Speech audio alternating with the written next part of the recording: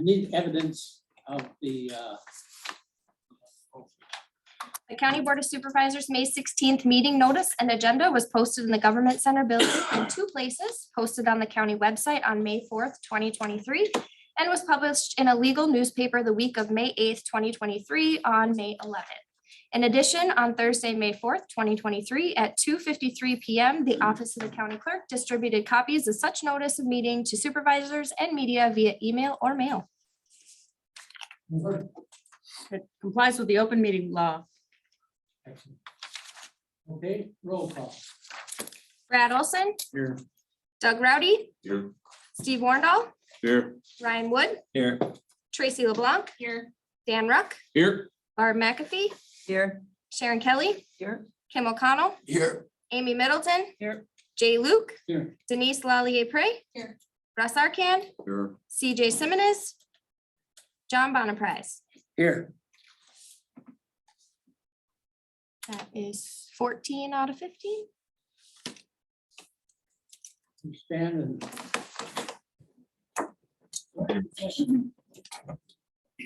I pledge Allegiance to the flag of the United States of America and to the republic for which it stands, one nation, under God, indivisible, with liberty and justice for all.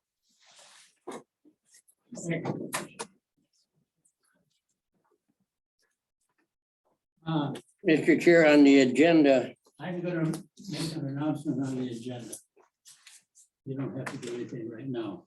And if it's included, we can change that number I'm 6 to next. changing 3 things. Yep. On the agenda, we're going to consider on our consent agenda, number C, or letter C, resolution 1023, we're going to move to propose resolutions. Consideration there.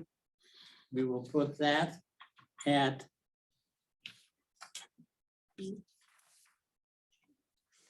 E. And on the proposed agenda, we're going to move A on Larry Gibson to June meeting, and also resolution 2123, creating a municipal housing partnership program, will be also moved until June. With those in mind, I'll entertain a motion to approve the agenda. I move we approve the agenda. Second, Motion made and seconded. All in favor? Aye. Aye. Opposed, same sign. Okay, now with that approval, we're going to some of the matters are offered for adoption of the consent agenda. Need a motion on that. I'll make a motion to approve. Motion made Second. and seconded. All in favor? Aye. Okay, we're at public comments. Are there any public comments from anyone? Go ahead.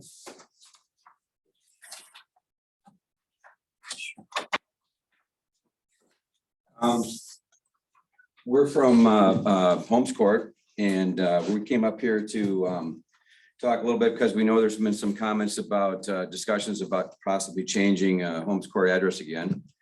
Although it's not on today's agenda, and we just wanted to talk through it a little bit because some of you are new. On February 21st, we got a letter in 2018 from Jason that was said that the addresses on Polk and Holmes Court were going to change. There was not an ordinance in place at the time, so to readdress to authorize it. So there was an ordinance that was delivered and allowed and put in place in 2018. And as part of that vote, Holmes Court was grandfathered as part of the process. In other words, part of the process was that Holmes Court could stay as Holmes Court because that's what all the people that live on the addresses wanted. So then we went out and we were asked by the zoning department that we needed 50% authorizations or signings from all the people that live in the street to get them to maintain the 607 Holmes Court. We did that. We actually got, of the 28 people that live there, we got 26 signed up and submitted. One was verbal because they were traveling in Wyoming, And the other one the only one that we could not get was they were basically incapacitated because they're in an elderly care facility. Since that time, that address has been sold and repurchased by us, actually. So we had 28 of 28. Unfortunately, the county implemented 3 addresses, 62nd Avenue, and the remainder is Holmes Court. And now it's come up as a safety issue because the 3 addresses that are 62nd Avenue are not recognizable as what they say. And we say that all of the people there want to stay as Holmes Court. If you remember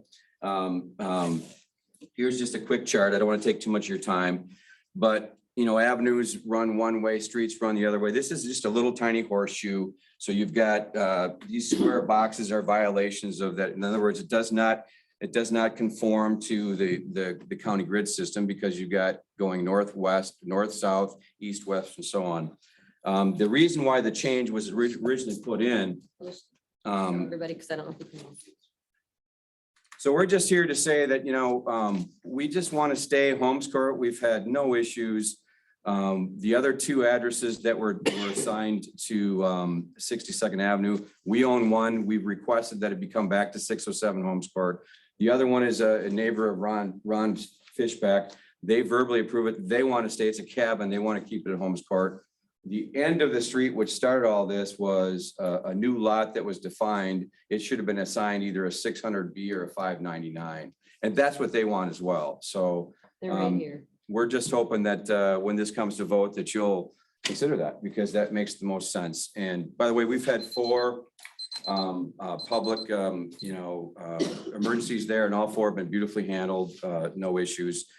To change addresses, there's a lot of work that you have to do. If you think about living in your house, your address changes. You got to change everything from driver's license to every account you have to everything like that.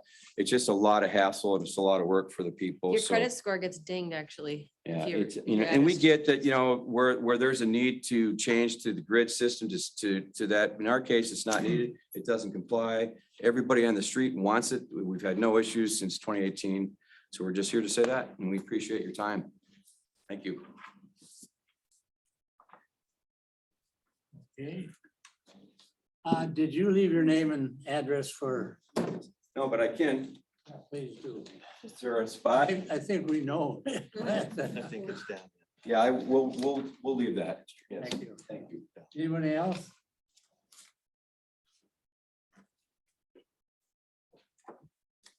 Okay, hearing nothing, we'll move on. Where? Move to the proposed resolutions. We'll pick up resolution B, is still on the agenda. Need a motion on that to discuss it. please? Move to approve. Second. By Dan, Second. who seconded it? Oh, Aye. okay, right. And all in favor? Aye. Both same sign. Okay, and that was brought forward. Yeah. You did? Yes. You want to address it? Well, we came, this came before us because Dana at the Golden Age Manor came to us and explained how the new payment system was working and how we got, you can see on her chart, generally they get about 800,000, we got 95,000 this year. Right.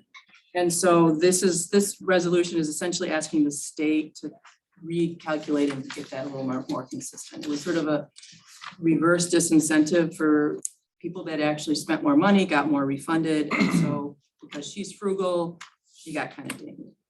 So this resolution,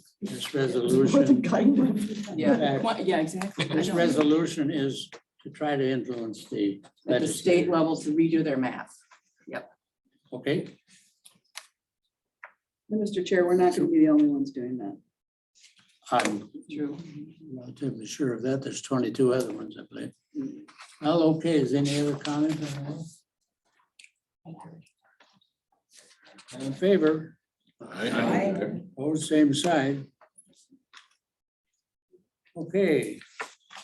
We'll move to C, resolution 2023, accepting a donation. Don, you're here for that. I think you want to address that one. Yes, so Medica, when we brought the command post in to get it evaluated at Lazy ARV, they've talked to Medica. Medica wants to donate a 2008 Allegro bus to us.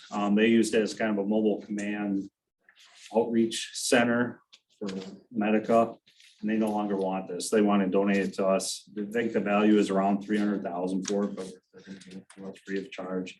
It will take some cost to get it, inspected and some little maintenance on it, but we're going to evaluate it. Once we own it, we'll evaluate it to see if this will become our next command post or backup dispatch center or some other use for the county.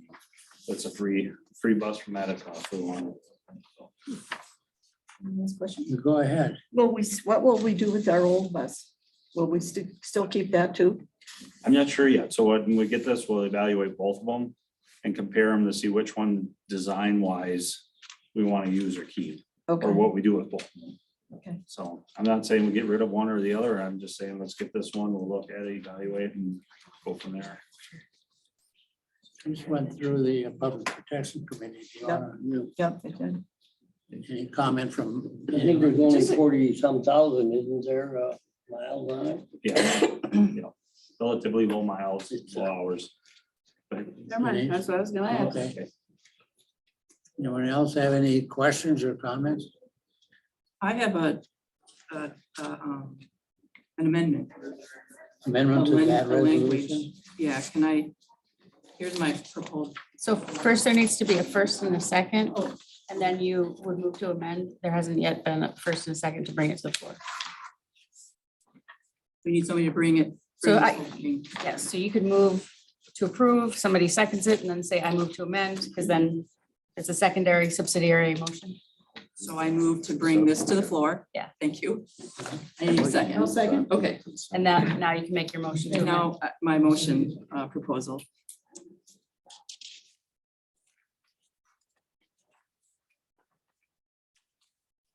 Yeah, Jay, I know. I thought we had moved C to the consent agenda. When we did the agenda. No. No, No, you we moved left C that. from the consent agenda out of the consent agenda.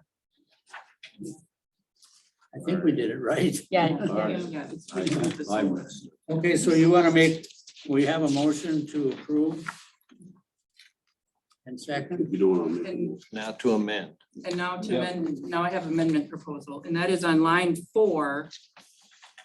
It would be read Polk County Sheriff's Office and all other departments in the interest of public health and safety. And that would all just be on line 4. I don't see the resolution. I've got. Yeah, I don't have it either. It's all out of. It's on the back of 1023. It's a little, it's just a little thing. Yeah, you have it. And the number is not the same as what's on the agenda either. I saw it. Yeah. Some of them. Oh, are it's missing. 2020. Yeah. Yeah. So number 4 would now read Polk County Sheriff's Office and all other departments in the interest of public health and safety, and whereas blah, blah, blah, blah, blah.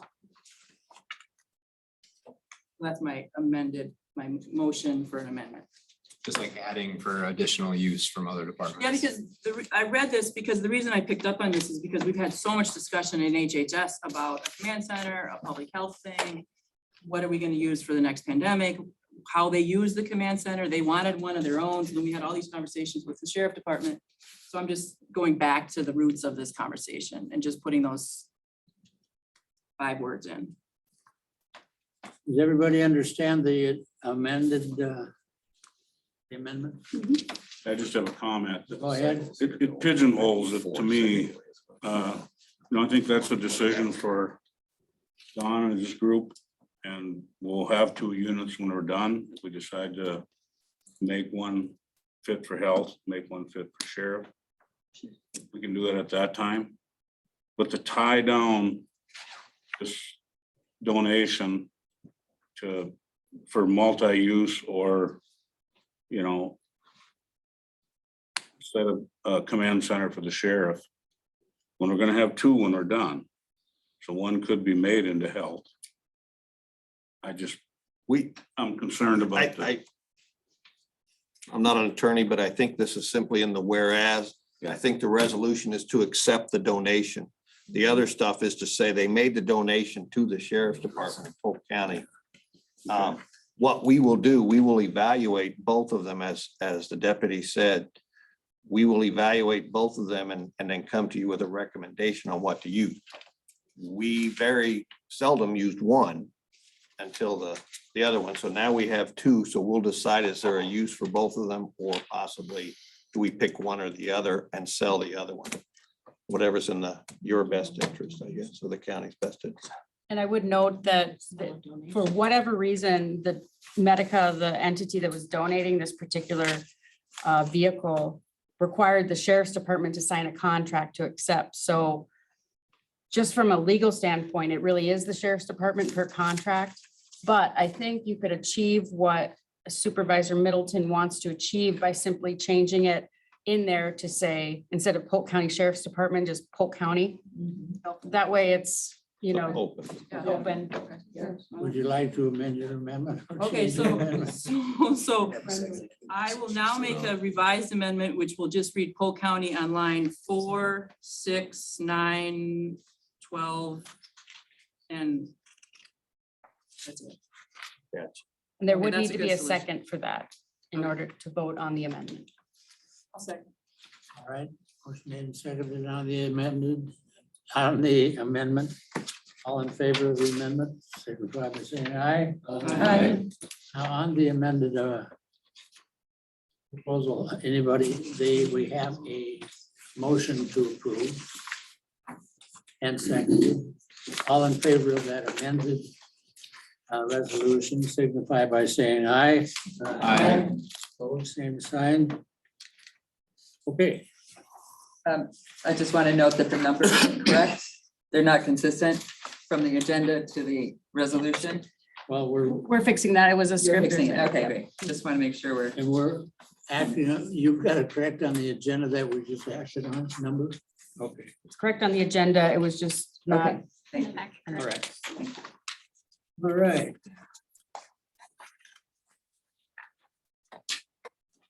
Resolution D is gone. A resolution E is a resolution consent agenda talking about the ordinance chapter of 42 on renewable energy. I need a motion to address it. or not. That's what we'll. Motion made and seconded. Any discussion?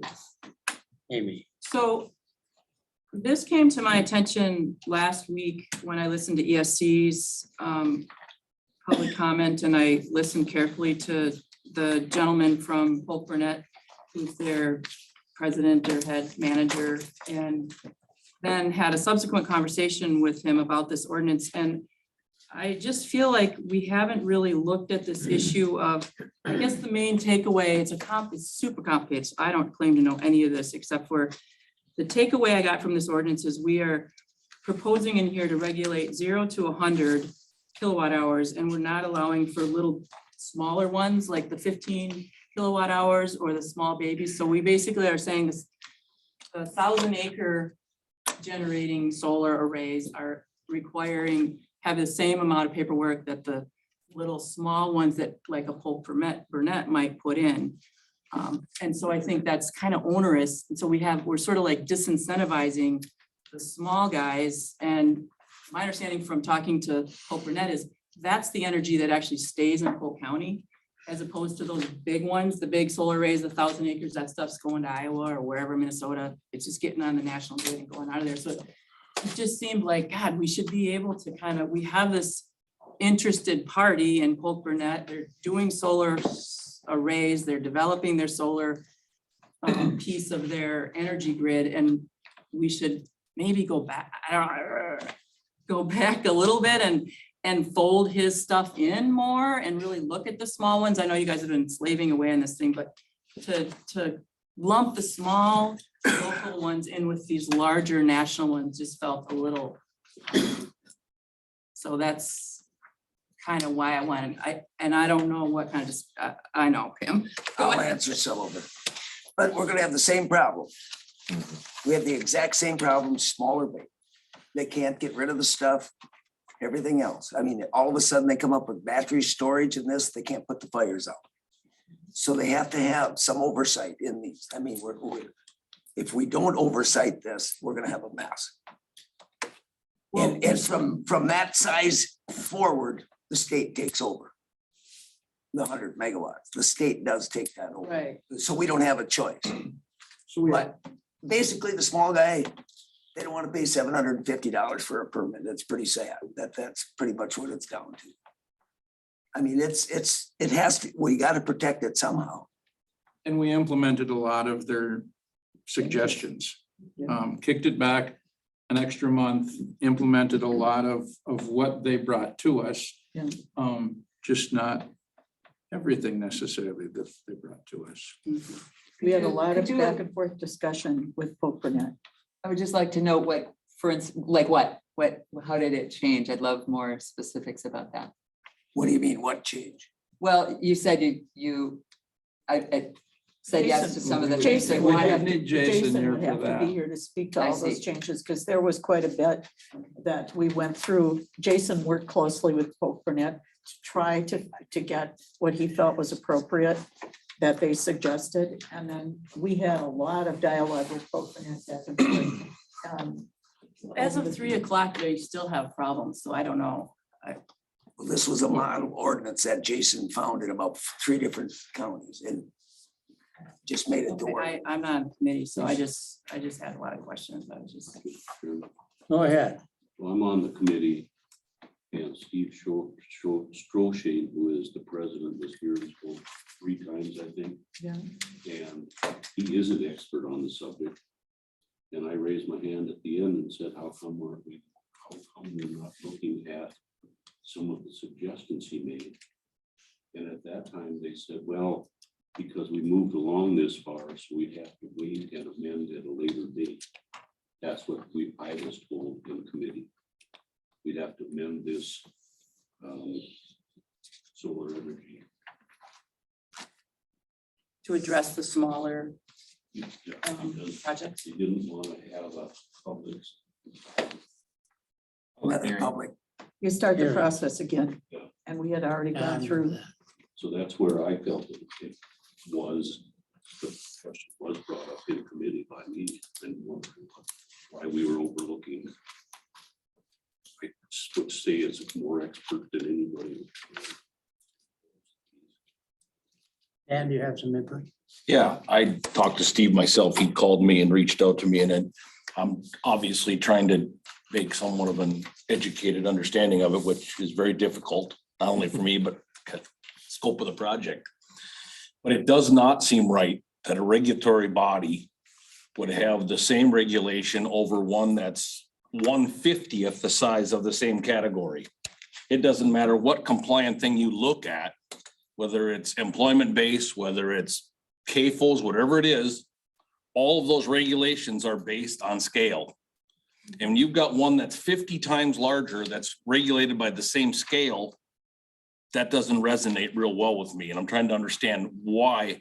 I'm not arguing the fact we gotta have regulation, absolutely we do. But I don't know, the margins as thin as they are in solar, I don't know that you can have the same level of regulatory responsibility for a 2 whatever the term is, the megawatt versus 100 megawatt. And this ordinance is proposing that at 100 would be the same as 2.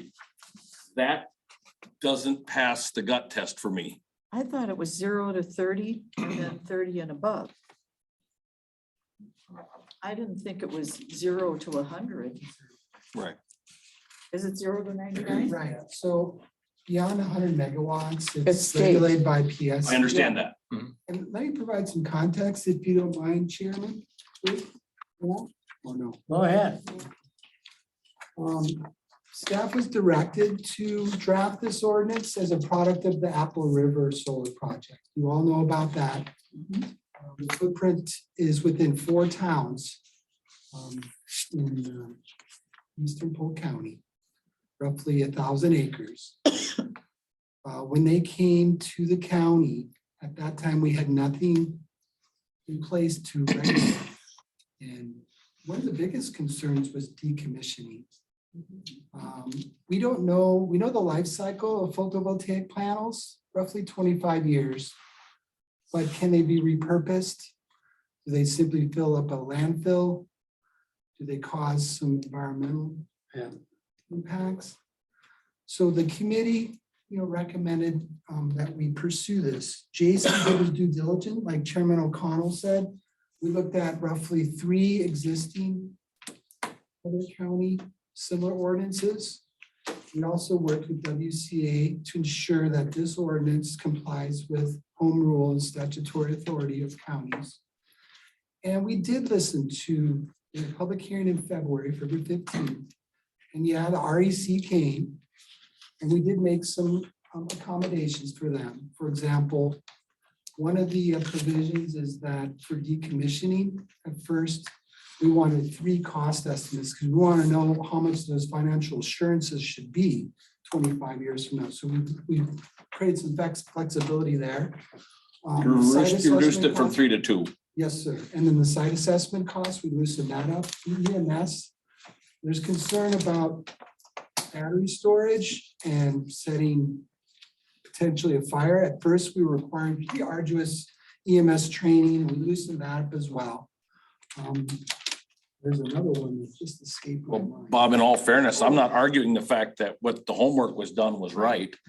I'm arguing that what we're putting in place might not be the best Right. for the small producer. And are we better to make the ordinance right for the small producer right away? Are we better to pass it and then try to go back? I follow that. We talked about a carve out for those small scale, particularly like the ones on a mini grid. So Yep. they would provide that energy locally, what REC is proposing. We just didn't get that far.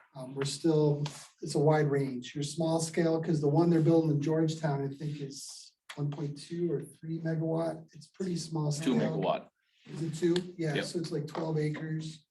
By the way, they, in all practicality, are exempt from this ordinance primarily because they've already established sustainable development. And what I mean by that, we already approved their stormwater erosion control permit. We already approved their driveway permits. They got footings in for the panels already. So they've already made that investment where that particular small scale project will not apply to this ordinance. It's just going forward. And But if we pass the ordinance, a small scale like that would apply.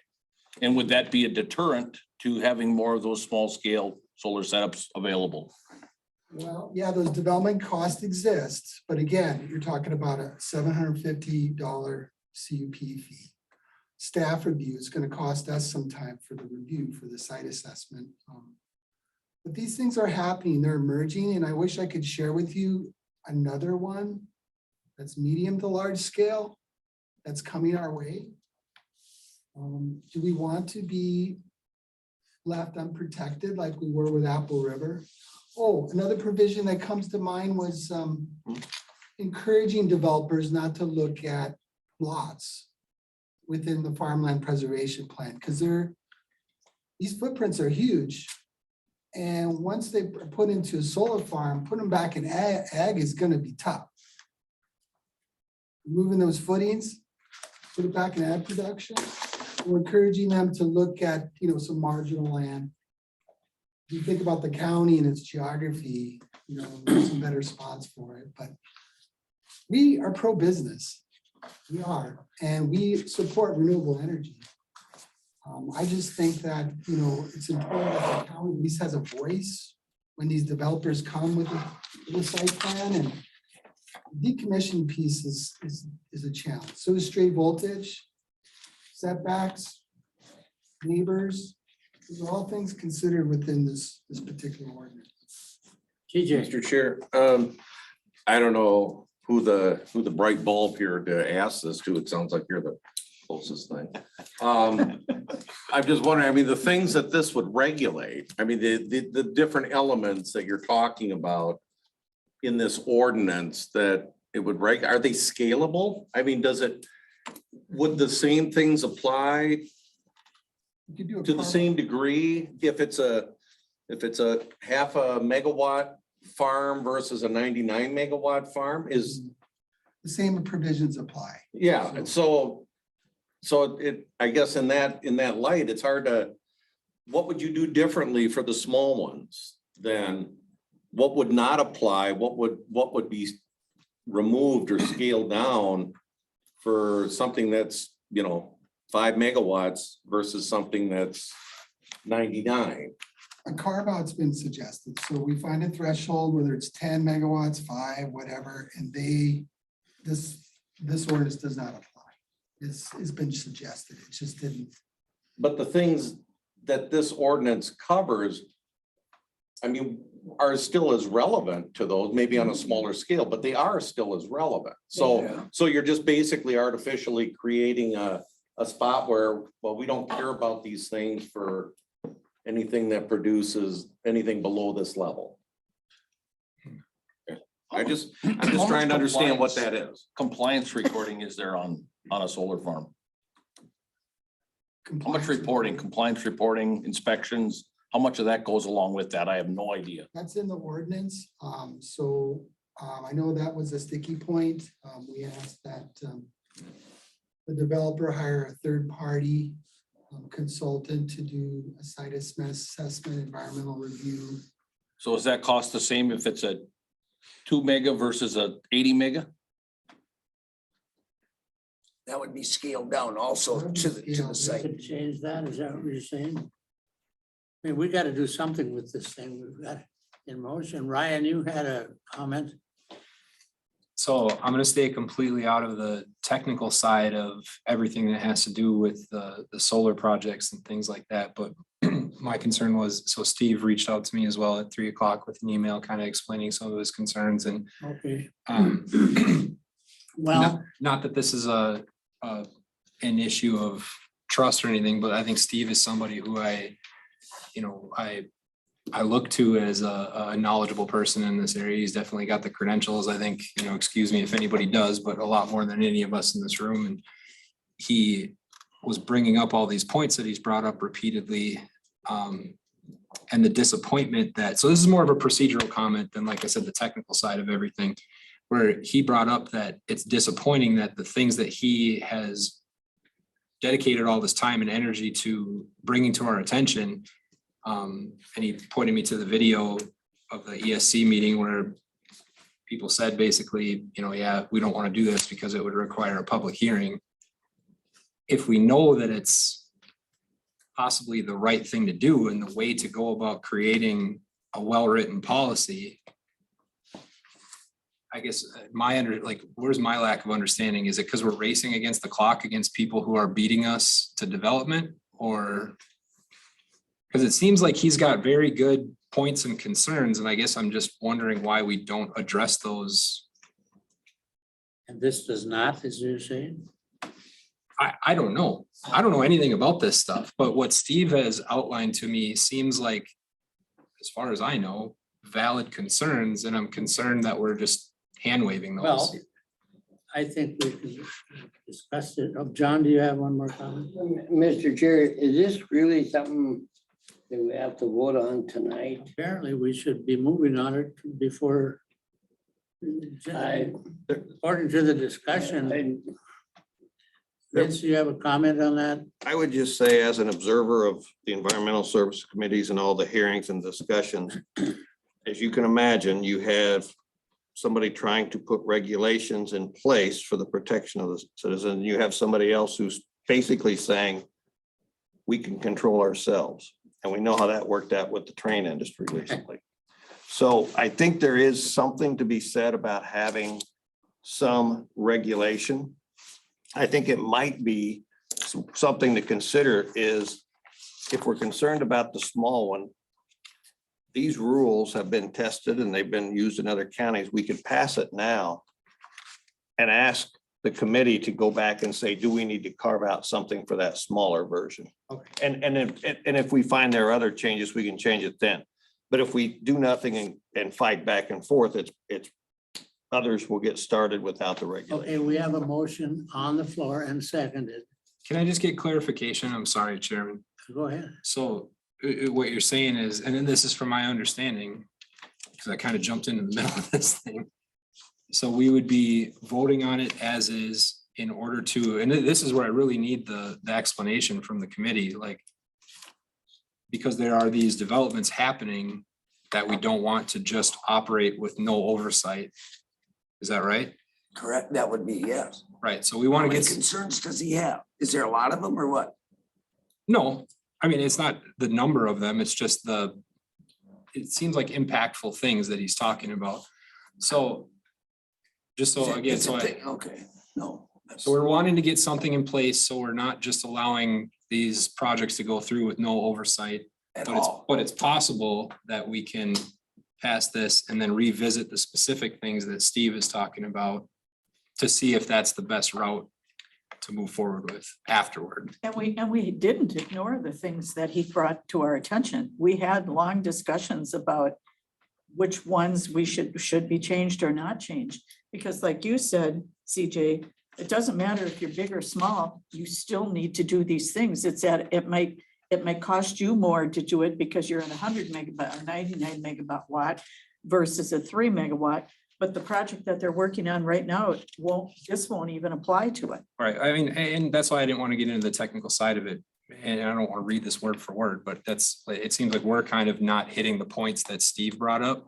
So we're kind of talking about things that miss what was in front of me here. Well, this one came from committee, so let's act on it. Let's be ready for a vote. Call the question. We're voting on this with it going back to committee to look No, at. no, this is to just- adopt this as presented. So how do we put into that? What Vince was talking about. Yeah, We will do that later date. I think we can acknowledge that the committee, we can put that on the committee's agenda to consider those. I can't speak for the committee that they'll change anything. Well, we can put it on the committee, on the agenda for them. There's no question about that. Let's put it back on and tweak it if they want to, or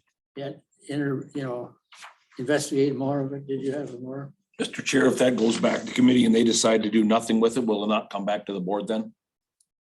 It could by someone else. Okay. Yeah. Go ahead. So if they make the amendments to the existing. Which is this here? The current ordinance only addresses wind energy. So that's why it's considered an amendment, but really the solar is a brand new regulation. So when that has been amended, so we're saying yes, amended, and if when it's Not now. amended, then it comes back for review. This is going back to the committee as is. And they can review it, discuss it, recommend anything they want and come back to us and we can amend it at that point. So are you going to do a roll call vote on the I'm motion gonna to have a approve roll this call one? vote. All right, Just I'll- explain exactly what we're voting on. voting on this amendment as this resolution, 1023 as it's presented. That was what the discussion was about. So you're voting on for the ordinance 15 minutes. itself. And have a roll call vote on this. Okay, is everybody ready for that? We're ready. Okay, Sharon Kelly, Yes. Kim O'Connell, Yes. Amy Middleton. Yes. Denise Lallier Prey, Yes. Russ Arkan, Yes. CJ Simmons, Yes. John Bonaprise, Brad Olson, Yes. Doug Rowdy, No. Steve Wardell, Yes. Ryan Wood, yes. Tracy LeBlanc, Yes. Dan Ruck, Yes. Barbara McAfee. Yes. That is 14 out of 15. 13. Resolution 2223. What was that final? You want to record that? Or-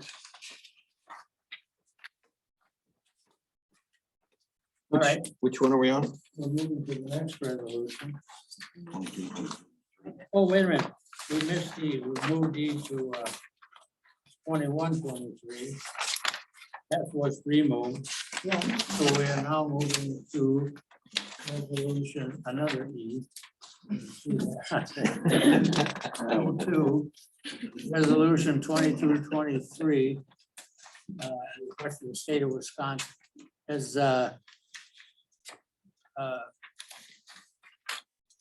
who brought this resolution.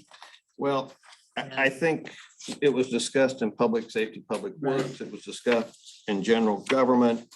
It's a lobbying resolution which several counties are supporting, asking that part of the, am I okay to talk about this?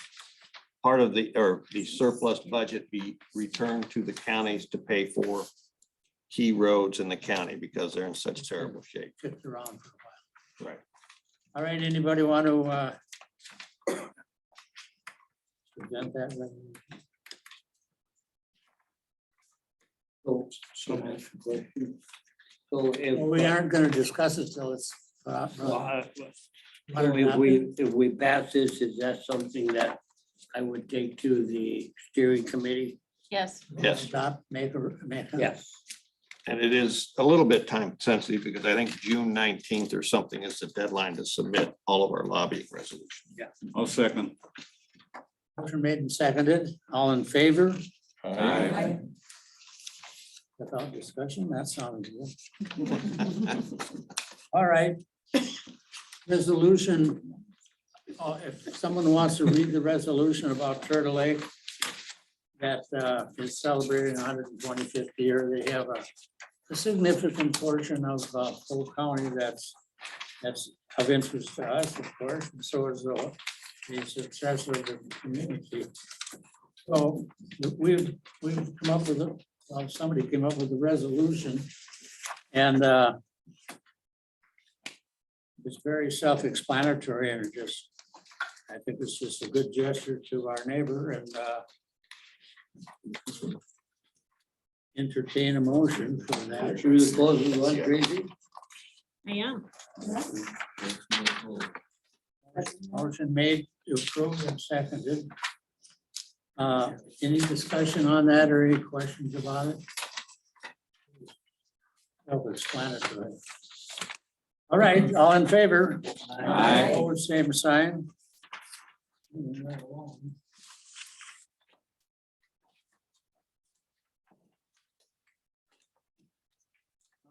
need, all right, presentations. Yes.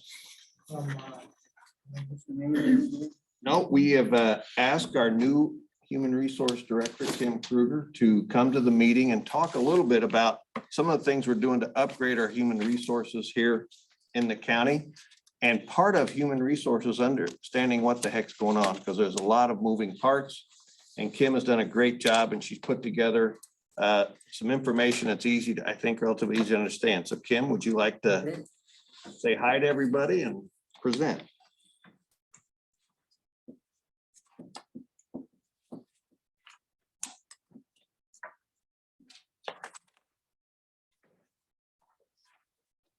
Letting me come talk with you guys today.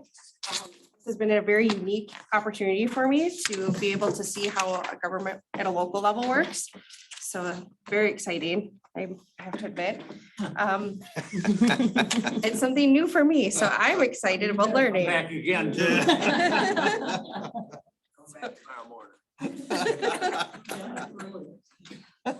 Okay, let me make sure everybody can see. Perfect. So this right here is our HR metrics. This is a program called Microsoft Power BI. What this does is it takes all of our HR data from UKG or Kronos, all of our hire data from NeoGov, and it puts it all nicely together so that we can start seeing what the heck is going on. Where do we see the hiring trends? Where do we see our turnover trends? So this is just a really quick and easy way for us to see everything that's happening. It also gives us the ability to filter down to each specific department. Because there again, that's very important for the HR team, because if we're starting to see a lot of turnover or any issues, we want to be able to address those right away. I'm not going to show you all of the different tabs on here because I don't want to bore you guys with all the data. But the next part that I want to talk about is recruitment metrics. So this is something I'm very excited about. Is it okay if I point at the TVs a little bit? just so I can kind of walk you guys through. These top ones right here, this is our year-to-date numbers. So when I filter it down just to Polk County, so I'm not including GAM in these numbers. We've hired 27 people so far this year. It's taken us 23 days from the point where we post the job to when we offer the job. And then the time that they start is 31 days. And if you see over here, this is where we were sitting for 2022. So we're really working hard on trying to decrease those numbers, get people started with the county a lot faster. And so we don't lose those really good quality candidates before somebody else snatches them up. This line here is just showing us that trend of days to hire. So this is when they start with the county. So you can see that we're kind of moving in that right direction. And there is going to be periods where we have lower and higher, but the goal overall is to try to get these numbers as small as we can. Does anybody have questions on this one? Do you set goals or have you set goals for these? I have not yet. I am still investigating all the data. With trying to do a 5-year look back and see where the county had performed. With other companies, I've tried to hit the day for offer is around 7. Average days of hire is about 15. So that would be ideal. I don't know that we can do that quite yet. We still have some work to do. And then this last tab, I'm really excited. We just added this today. So this is how fluid this program is. We had an idea, we met with IT, and we were able to put this together lickety split. So what this is saying is it's showing us hire determinations. The green line is our hire lines. The red line is our terminations. And this is doing a 1-year look back. So you'll see all of 22 and then so far for 2023. And this includes everywhere in the county. So as you can see, we're seeing good peaks of hiring, but then we're also seeing some peaks of termination. And what that tells me is we need to do exit interviews, talk with our folks that are leaving. Why are you leaving? What's going on? And so I am working with the HR team to start getting some analytics around exit interviews. Right now it's a paper process. We got to change that. We need analytics. We need to understand why people are leaving. So that is a project that I will be working on, and that will be included on this in the future. Do terminations then, they're not terminations, they're separations, right? So somebody quits, they'd be included in there, not just somebody that we've said, thank you, but no, thank you. Correct. So right now, so what Malia is talking about is voluntary or involuntary. So an involuntary one is the traditional, you're fired. Nobody likes to have that discussion. Voluntary is I'm retiring, I found a new job, this position just really isn't working for me. So that's the data that we're tracking, because those are things that we can try to prevent. Obviously, we can't prevent a retirement, but we can do what we can to try to encourage them to stay employed with Polk County, either conversations around benefits, other non-compensation things as time off. So there's a lot of pieces that we can have with folks. Are you only looking to have those exit interviews with people moving forward, or is it valuable to talk with people who are recent separations or anything? We currently have been doing them for years. The problem with them is their paper. So for me to get that data and try to understand why people left from the last 5 years, I'd have to dig through every employee's chart that's left, or excuse me, personnel file. So that data is there. Chat GPT. Can you please compile all this? Right? I mean, it's no big deal, right? We just throw that all together. I was under the understanding for years that we always had an exit interview if at all possible. We do. But the problem is it's on a piece of paper. So that piece of paper then gets filed in the employee file, and then it doesn't go anywhere. It's a snapshot in time. Maybe I talk with the division director, say, hey, so-and-so came and talked to me. Here's a little bit of feedback, but it doesn't show me a trend over time of why people are leaving. So we're going to build something called Microsoft Form, and it's an exit survey that we send out to somebody that is put in their notice or giving us any indication that they're leaving, for them to fill out, why are you leaving? What made you decide to not stay with Polk County? So then we can start seeing what those trends are and make some adjustments. So that will be public record. That I don't know. Would that be a public record, Malia? Would that stay in the personnel file? The trends and data would be public record, but the identifying information about a specific piece of information, one piece of data to that employee would not be public record. Thank you. So I just have two thoughts. One is, some of the thinking lately is that I've been reading about is that people are doing, instead of, in addition to exit interviews, doing why are you staying interviews? Mhm. Whatever that's called. So Yep, are you so it's a thinking stay about that? interview. Yeah.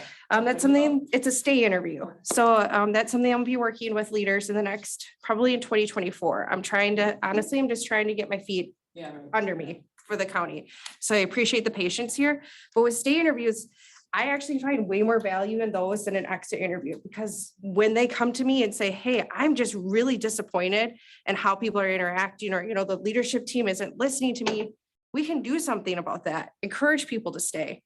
But once they've already left, there's not much you can do.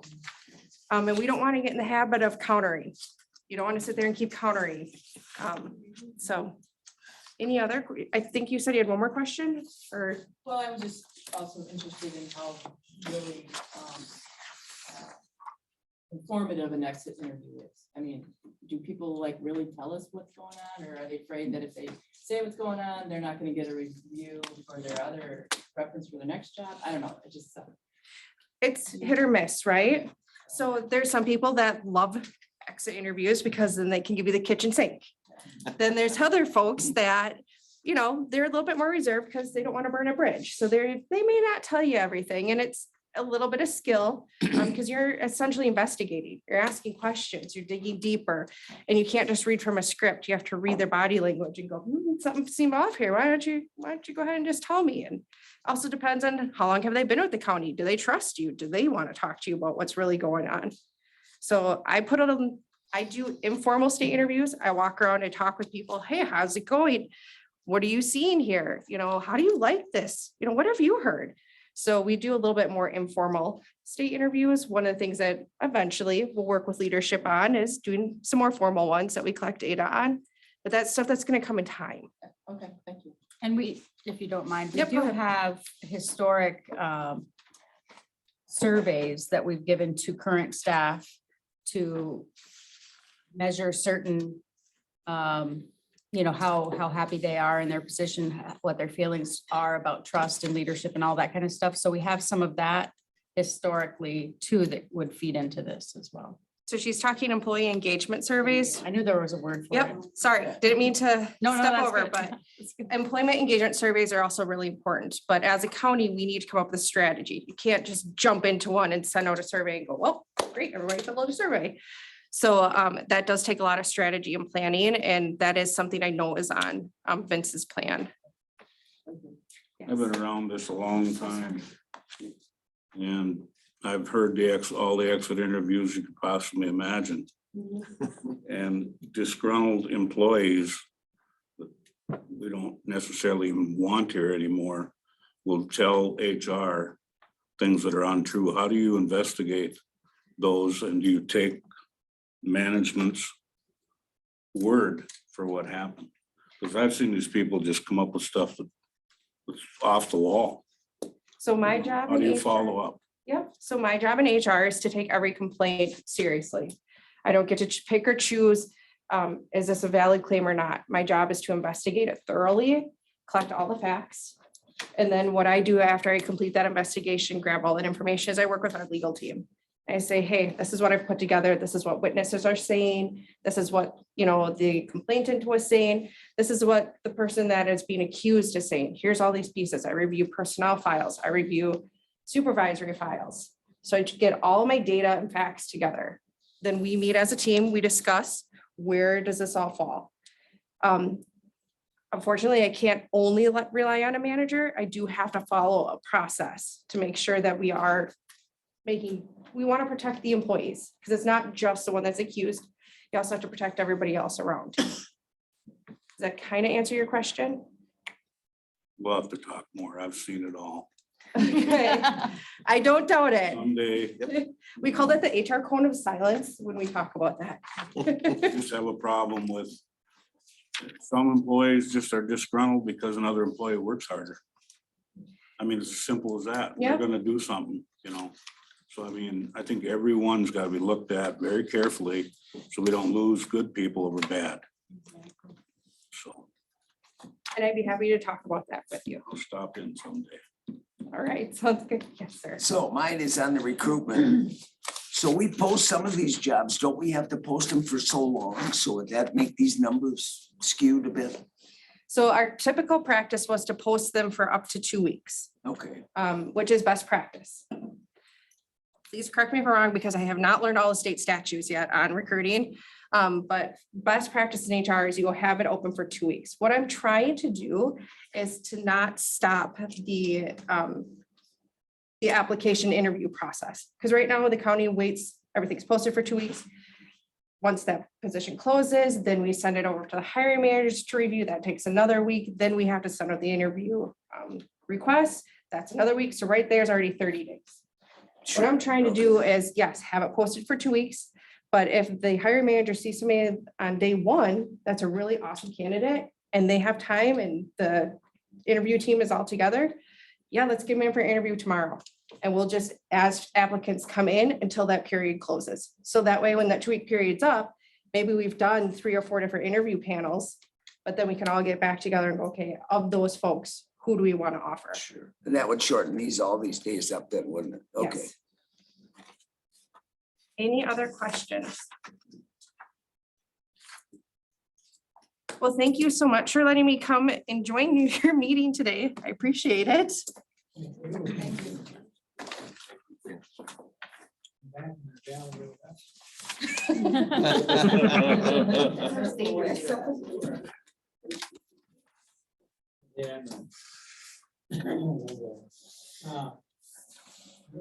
Discussion on. Yes, I just have a short presentation because have the Claire pull it up. We've had a recent spurt of activity, I should say, around broadband. And I thought it's worthwhile updating you. And there's some really encouraging things going on out there. And I said here, really, we're creating the next spark. And as I go through the next few pages, you'll see why I say that. You can move to the next one, please. If you recall a brief history, and this is a very brief history, 3 years ago, you all or the board designated expanding broadband in the county as a top priority. The emphasis at the time was get the fiber in the ground and get it throughout the county border to border. We thought once that happens, everybody will have high-speed internet and we'll all be happy, right? And you passed resolutions to support the initiative. We became broadband forward, recognized by the state PSC. We were telecommuter forward, recognized by the state PSC because of some changes we did in our ordinances and the way we worked with the highway department, the road crews, and the ISP, the internet service providers. So really some good things happen there. Currently, about 85% of the county geographically has access to some type of high-speed internet. 85%, and that is going up. By the end of this summer, it'll be closer to 90%. I know what you're all thinking. Well, if we got it, I sure don't have it at my house, right? We got long driveways and other things.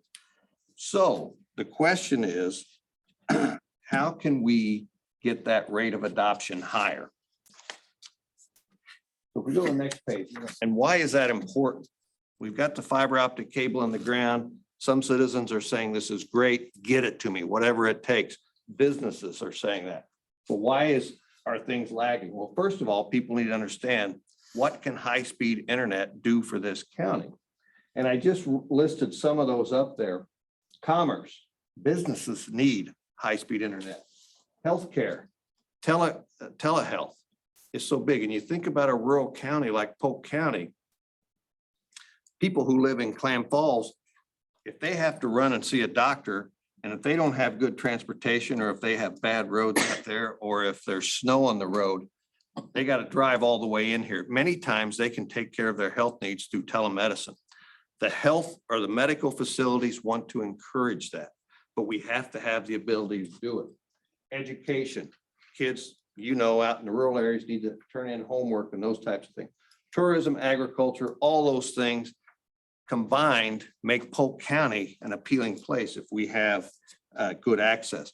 And believe me, when people think about moving here, this is what they ask. In fact, University Wisconsin Extension did a survey, March 23, they announced it. The top recurring issue in rural Wisconsin was broadband still. Was how can we get broadband? Now you think about housing, and that was in there, and some other things were up there. But broadband was still number one, because they see if we don't have that, we lose out on plenty of opportunities. And not just now, but in the future. The next page is a map, and you've seen a version of this map. The green are areas where our internet service providers have provided cable, or we have some type of high-speed internet available to people. And the lighter green here, these areas are what is being inputted or basically constructed as we speak. And by the end of this summer, we think those areas will be there. Now, PSC is offering another grant opportunity, another round of grants, and we've had 3 applications of our local internet service providers. And so we think some more of those yellow spots will be filled in, hoping that those things, the grants do get approved. Let me point out, this is not just a Polk County government effort. The real gratitude goes, one, to our local internet service providers. They're the ones risking the dollar, risking their businesses to spread into these areas. But it's also all the support they're getting from citizens who are encouraging this. What Polk County did, I hope, was lay the foundation in that resolution to say, to tell the state PSC, we are going to back them up with dollars if you approve their grant. And those were the things, that was the thing I heard in a couple of cases that has moved our grants up and gotten us the award. So what you did in this room did have a significant impact. Now, the next phase, and this is why broadband cannot drop from our priorities and why you all kept it on there, is because just because we got it in there, we have to get the high-speed internet into the homes. Not just now, but in the future. When you talk to people, you know, and maybe some of you know, the difference is many people think today, high-speed internet, I don't need it. I got it on my iPhone. I get my emails, I can send text messages, I can do search. That's not what we're talking about. We're talking about maybe people at home who have 2 workers. People that may move here to work and they work remotely maybe. They may have 2 Zoom calls going at the same time. If you don't have that bandwidth, you're not going to be able to communicate and function in those meetings. Telemedicine, you know, you can't have that picture of somebody jerking around with their voices being cut in and cut out. Homework. And parents tell me this all the time. They say, oh, my kid, you know, they can't send in their homework. And the kid's like, right on, I don't have to turn in my homework. It's not my fault, right? But they need that in their homes. So recently, we had a meeting. We called in the internet service providers. We called in people from the state. We even had a federal agency representative here. And we brought in leaders from the top industries and sectors like education, healthcare, agriculture, some other areas. And we had them come in to say, how important is this to you? And if it's important, what are the obstacles to getting it into homes and getting it adopted? It was we had 35 people attend. You can see down below there that some of the names of our speakers and guests, the people who came. But things are as simple as awareness of availability. The ISPs have said, we've run a line down a road and people don't realize they've got another company, you know, maybe one of the big ones, CenturyLink or Charter. They're not aware that Lakeland or Amorytel or Starwire has run cable past them. Next, people don't know how to get connected. Many of these people aren't on the internet. They don't know what it means. They don't know who do I call? Which company do I call? And they're just frustrated. Physical barriers. We know that In some cases, the driveways in rural counties are really long. And it's deciding who's going to pay for that and how they're going to pay for it. Some internet service providers pay for that, or at least a portion of it. Others don't pay for that, but they'll pay for the modem or the hookups and everything in the house. And they do service, so they do other things. And then affordability. So these are the issues that we're discussing now. And when we set broadband as a kind of a priority to continue and to finish off, so to speak, we're putting together objectives around these areas. And we've actually already started coming up with some that we think we can help.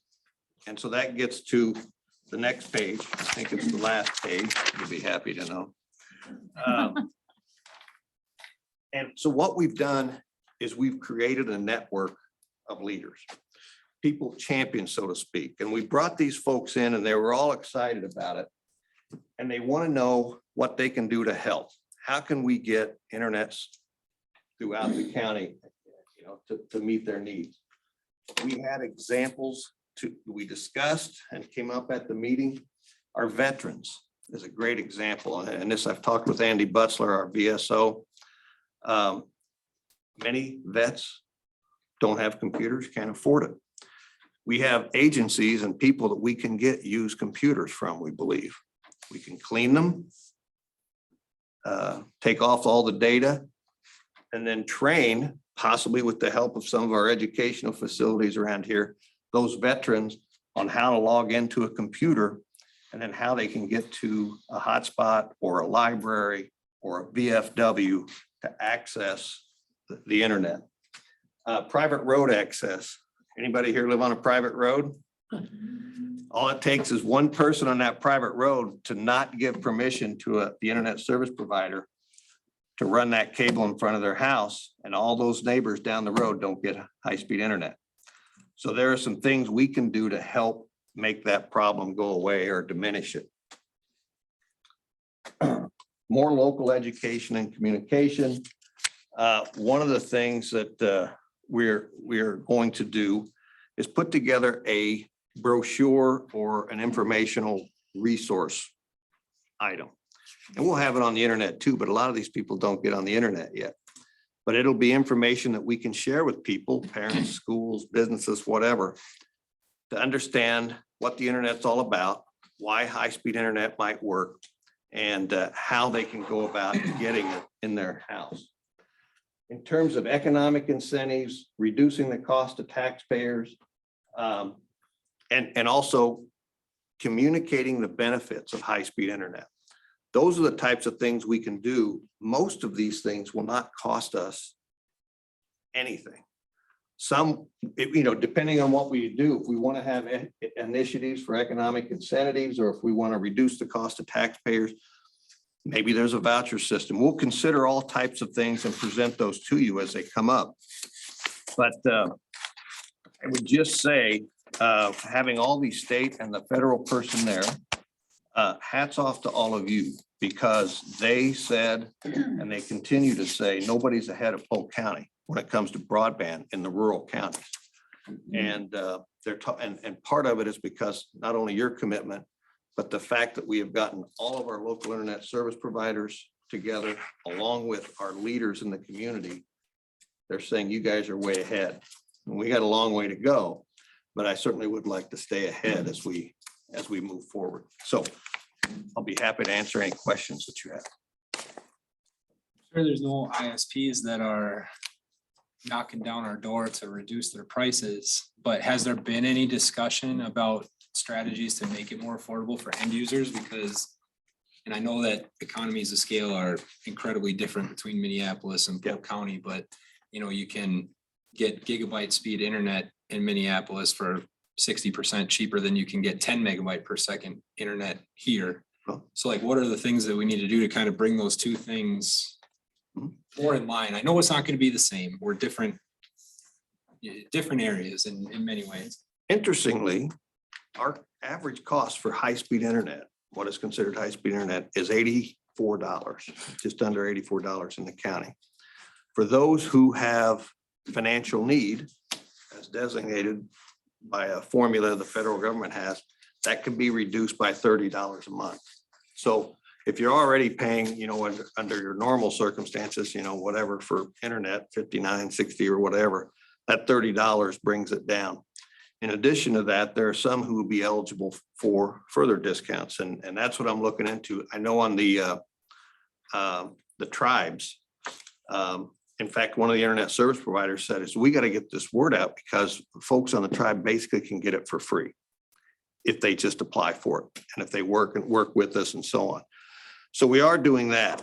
The internet service providers are certainly competing to look at different business models on how they can get either up the driveway or they choose to do something else, offering the modems and the hookups and that type of thing, or just better service. So And that's another thing is, and it might not even be something we ever want to involve ourselves in, but obviously one of the ways to bring costs down for end users is competition. And that's a really hard industry to bring competition in on just because the infrastructure is so insanely expensive. thank goodness for competition because they are our locals. We've got 3, 4 that are really dipping into the county, 5 actually, and they are taking on the big boys, so to speak. The Century Links, the ones who said, we got this land, don't anybody come in because we're going to lay fiber optic cable down. And then they said, well, we'll get to it later. We're going to go do the cities. So I give our internet service providers a lot of credit because they said, the heck with that, we want to go. And they're competing. Now a lot of us just educating folks to say, if you're interested, we're going to have on our website at some point links to these internet service providers. And I know for one, you can go there and click on the map where your house is, and they can tell you if you're within the range of having high-speed internet or how close you are. So if you're in an area next to it, you don't have that cable there, it'll tell you we need 9 more customers or whatever to sign up, and we'll run it into that neighborhood. I won't keep going, but I think it's super important, like you said, to make sure that people are aware of and make it as easy as possible for people to access that stuff. Because if I look at it from the educator's perspective in the schools, you've got families of need that opt not to get internet because if I'm already paying $50, $60 a month for my phone and I can just hotspot my phone, to get my kids' homework done or to have them do whatever they need, why am I going to pay a monthly bill, another $60 and stuff like that? So just playing devil's advocate, like if you're pinching pennies, like it's not just an easy, like, oh, it's, just another monthly contract or something. So it's tough. Well, you'll find that we think 5 years from now, think 10 years from now. What do you think will be coming across the internet then? Not only our jobs, our education, but multiple things. The biggest thing that keeps people on the internet are connections with family, especially the elderly. And, being a soon to be first time grandfather, I want to see pictures on that internet, not just, a phone call. So I noticed on the map that the 2 yellow hotspots. Yeah. So don't have any action. let's get back to that map. It's. Oh, there it is. Yeah. Are we gonna target those areas next round or? Oh, they are targeted. In fact, those are the areas that got targeted and they're being built out now. So Oh, these, I didn't understand the coloring. yeah, I'm sorry. Okay, I We see. just did this with a magic Oh, marker. got it, okay. We had the Thank internet service provider show. So that's where they're going. And then some of these other places are actually being applied for now, hoping they can get that PSC grant. Yeah. And this map doesn't include like T-Mobile 5G. Really? No. And because T-Mobile 5G is $30 a month. And you get the fastest internet you could ever imagine. So As long as you it's- have cell service. Yeah, as long as you have cell service, yeah. Yeah. The nice thing about fiber, as I understand it, and I'm no expert, is when you say 100 up, 100 down, or a gig up and a gig down, you can go higher. You can do a lot more, and all you do is change the color in that fiber optic cable, so you've got the technology in there. So it will continue to I think, be a staple for a long time. So Any other question? Questions? Thanks, Chris.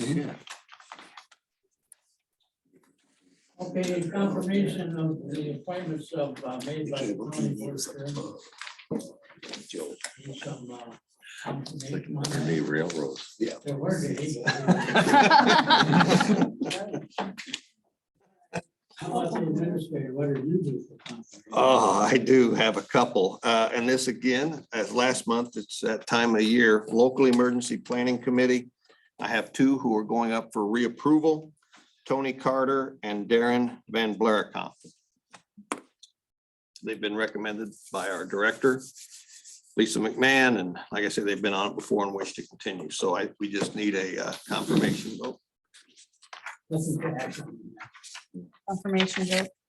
Yeah, yeah, we need to make a I move motion. for and vote. confirmation. Got a motion on it? Second. Seconded.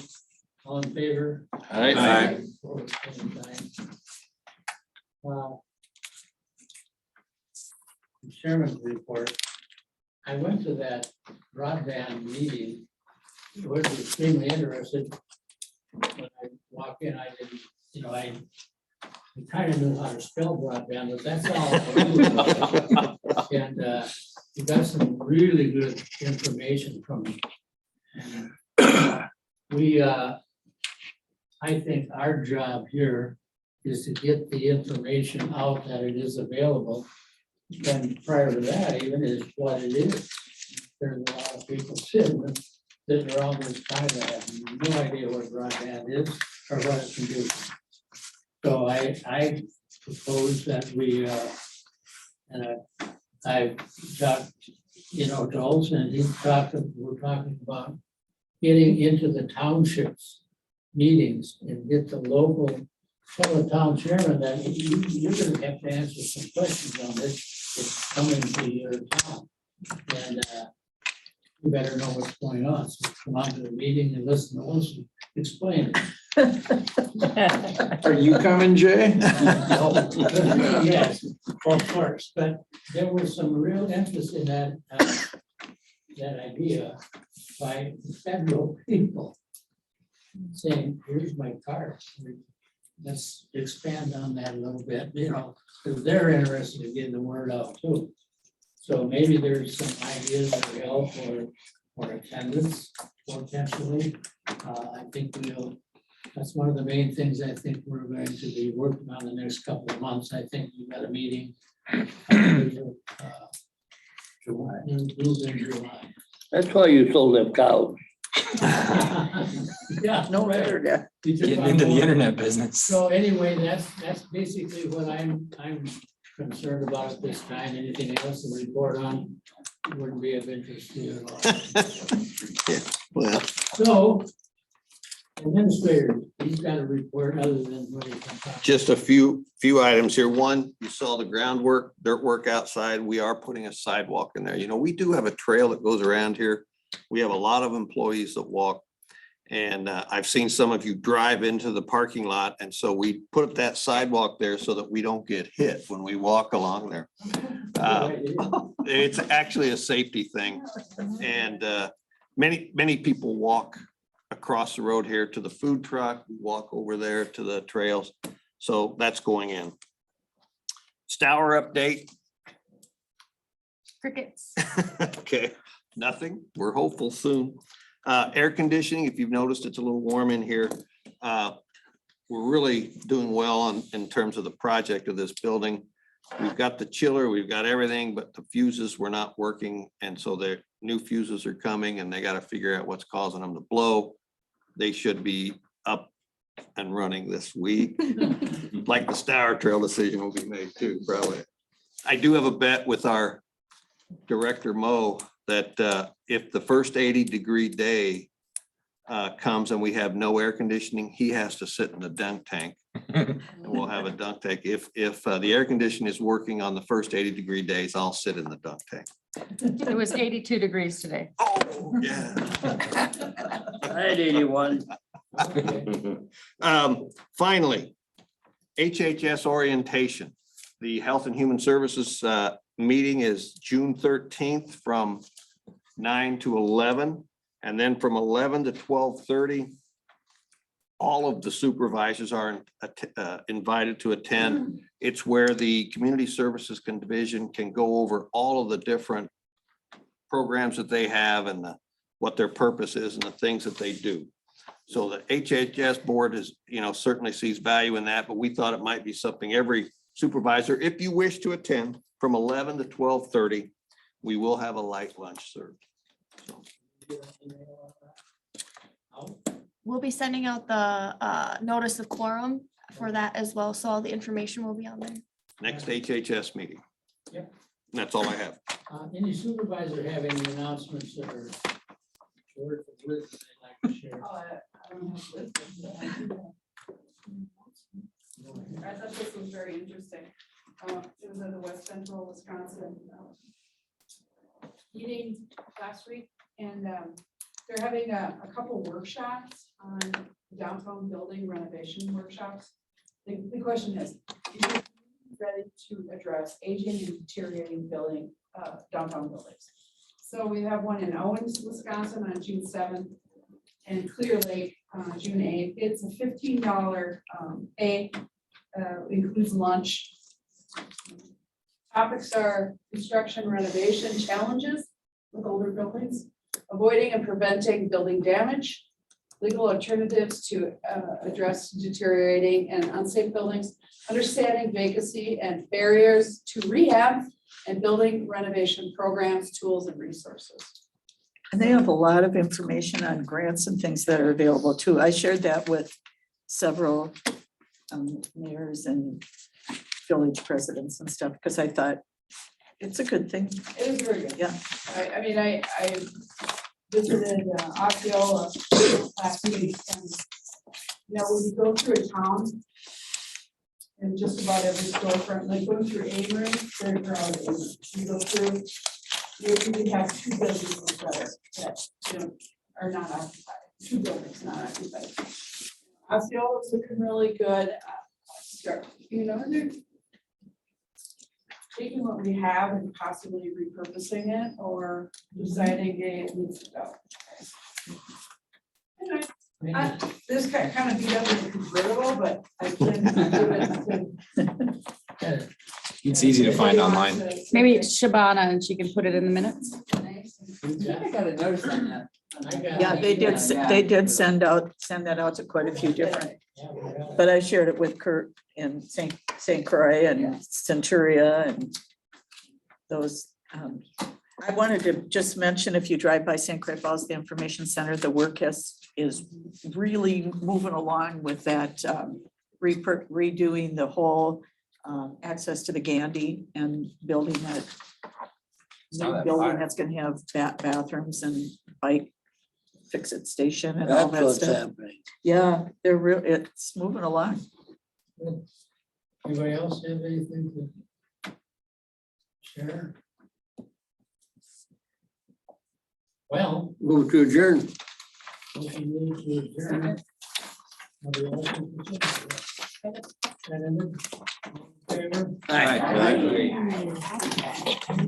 There's nothing.